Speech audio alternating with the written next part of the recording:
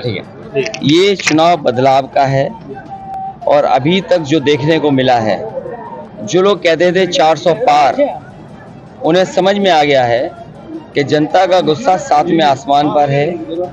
जो लोग 400 पार की बात कर रहे थे, इस बार 140 करोड़ की जनता 140 सीटों के लिए भी इन्हें तरसा देगी।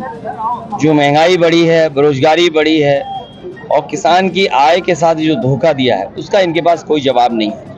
इसीलिए जो लोग जनता का गुस्सा समझ गए हैं, वो न केवल खुद डगमगाए हैं, न केवल उनका आत्मविश्वास डगमगाया था, बल्कि उनकी जवान भी डगमगा गई।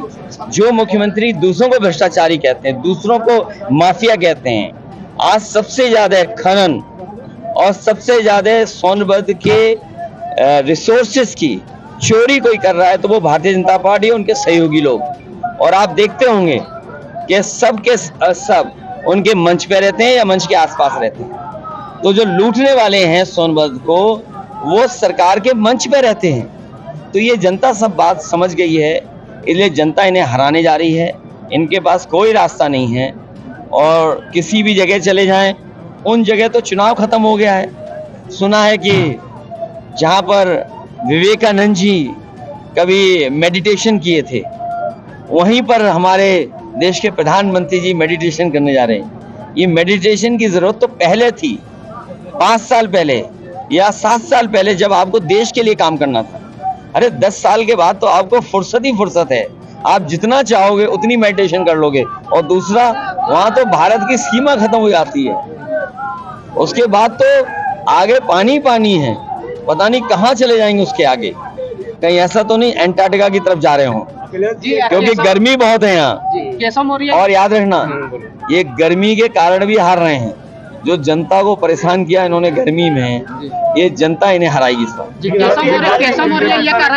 चुनाव के अभी मुझे सुने, हालांकि उनके बारे में नहीं कहना चाहिए, शहजादे शह भी देंगे, मात भी देंगे। सुनने में आया है कि इस बार उनका टेंट खाली था और टेंट खाली में वो लोग बैठे थे जो टेंट हटाने वाले थे। वो चाहते थे जल्दी भाषण खत्म हो तो वो टेंट हटाने का मौका मिल जाए। उतने लोग टेंट में बैठे थे जो टेंट हटाने के लिए आए थे मजदूर। सर, बीजेपी 1 तारीख आप लोगों की बैठक इंडिया गठबंधन, वो इसलिए बैठक है क्योंकि बीजेपी वाले झूठ बोलने में बहुत आगे हैं, झूठा प्रचार करने में बहुत आगे हैं। मैं आप लोगों से भी कहना चाहता हूं कि 4 जून को अच्छे दिन तो आए नहीं, खुशियों के दिन आएंगे, प्रेस की आज़ादी के दिन आएंगे। उस दिन मित्र मंडली तो बदलेगी बदलेगी, मंत्रिमंडल भी बदलेगा और मीडिया मंडल भी बदल जाएगा। योगी जी ये कह रहे हैं कि प्रधानमंत्री कौन बनेगा? योगी जी तो पूछ रहे हैं। ये सवाल चेहरे का नहीं है, सवाल है दिमाग और किसके अंदर सोच है बड़ी। सवाल चेहरे का नहीं है, सवाल दिमाग का और सोच का है। दिमाग ऐसा हो जो आदिवासियों का दुख दर्द समझता हो, सोच ऐसी हो कि आज के समय पे टेक्नोलॉजी चीजें हैं या जो जरूरतें हैं उनको पूरा कैसे कोई कर सकता। सवाल चेहरे का नहीं है। हमें वो चेहरा नहीं चाहिए जो बार बार रंग बदल करके आता है, अपनी ड्रेस बदल करके आता है, मेकअप करके आता है। हमें ऐसा कोई चेहरा नहीं चाहिए। हर चुनाव में ओपिनियन पोल दे रहे हैं बीजेपी वाले कि हम इतने इस चरण से इतना सीट जीत चुके हैं। तो जिसका दाना उसका गाना, जिसका दाना उसका गाना।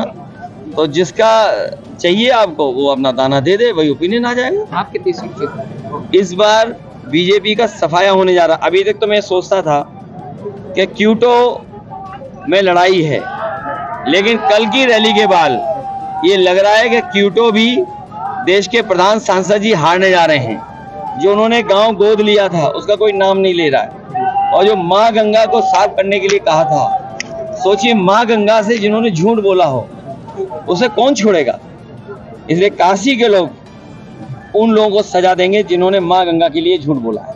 आपकी